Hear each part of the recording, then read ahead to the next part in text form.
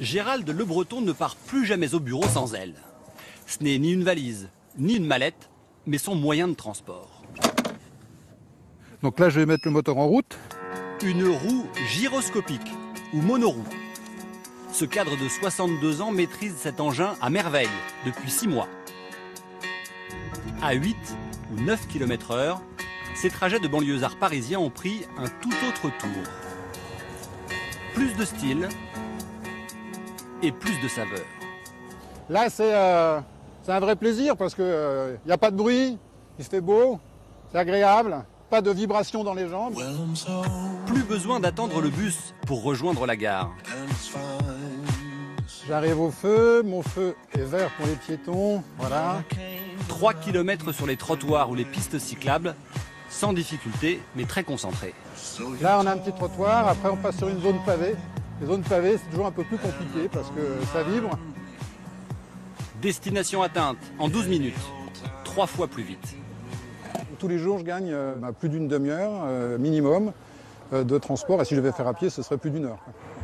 Une roue de 12 kg qui change tout, car une révolution est en marche. Des piétons d'un nouveau genre sillonnent les villes de France. Des roues électriques, déjà 7000 en circulation, et d'autres inventions urbaines fleurissent sur le macadam. Et nous avons essayé ces machines du futur. La trottinette, désormais électrique, le gyropode, la monoroue de Gérald Le Breton et le smartboard. Formation express avec un professionnel parisien.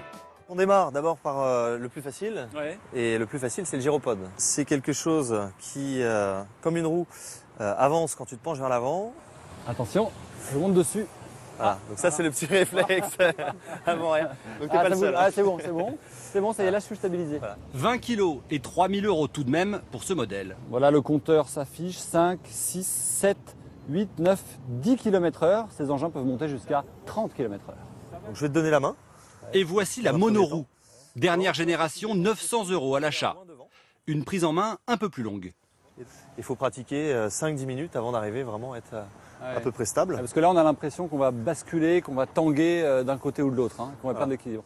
Mais pour vraiment maîtriser l'engin, il aurait fallu une bonne heure de pratique et quelques jours avant de se lancer sur les trottoirs où le code de la route n'a encore rien prévu.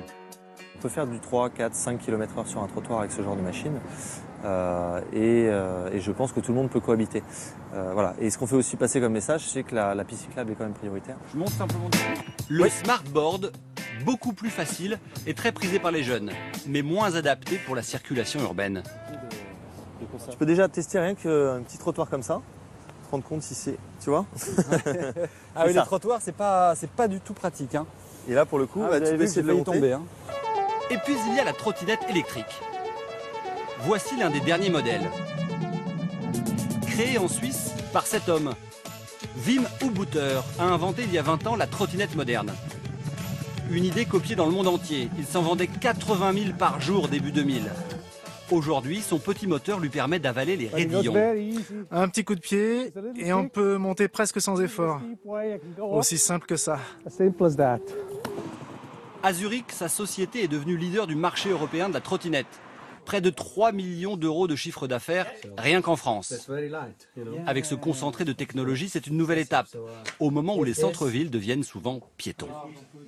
Les transports en commun ne répondent pas, si on enlève toutes les voitures d'un centre-ville, ne vont pas répondre à ce besoin-là. Il faut trouver la nouvelle mobilité du piéton qui, lui, ne vient plus avec sa voiture. Et elle passe par des trottinettes électriques, elle passe par d'autres solutions de mobilité électrique. Ce petit véhicule coûte 900 €. Pour la plupart de ces nouveaux produits, les prix sont encore élevés. Mais selon les professionnels, ils vont baisser à grande vitesse et les piétons roulants vont envahir la ville.